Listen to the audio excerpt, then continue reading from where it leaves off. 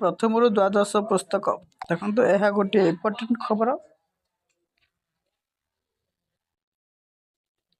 राज्यर विद्यालय शिक्षा क्षेत्र व्यापक संस्कार आने ओडिशा सरकार प्रथमରୁ द्वादश पर्यंत पाठ्यक्रम परिवर्तन आने को योजना कर।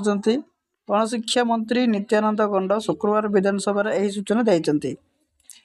एक प्रश्न उत्तर मंत्री कहते जे स्कूल व गणशिक्षा विभाग अधीन समस्त विद्यालय प्रथमରୁ द्वादश श्रेणी पर्यंत वर्तमान पाठ्यक्रम संपूर्ण परिवर्तन कर।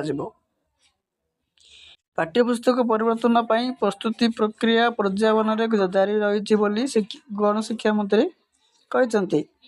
सूत्रु मिलता सूचना अनुसार जातीय मानक सहित समन्वय रक्षा करने सरकार पाठ्यक्रम संशोधन बेले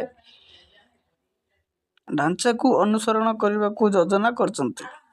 प्रोफेसर नित्यानंद प्रधान अध्यक्ष प्रथमରୁ अष्टम श्रेणी पाठ्यक्रम पुण्य डिजाइन पर एक उच्चस्तरीय कमिटी गठन कर। पूर्व शिक्षक दिवस अवसर में मुख्यमंत्री मोहन चरण माझी ओडिशा पाठ्यक्रम ढांचा 2025 को उन्मोचन करथिले। एही ढांचा जातीय शिक्षा नीति NEP 2020 अनुसार प्रस्तुत कराई जहाँ ओडिशार विद्यालय शिक्षा को जातीय लक्ष्य सह समकक्ष करिवो।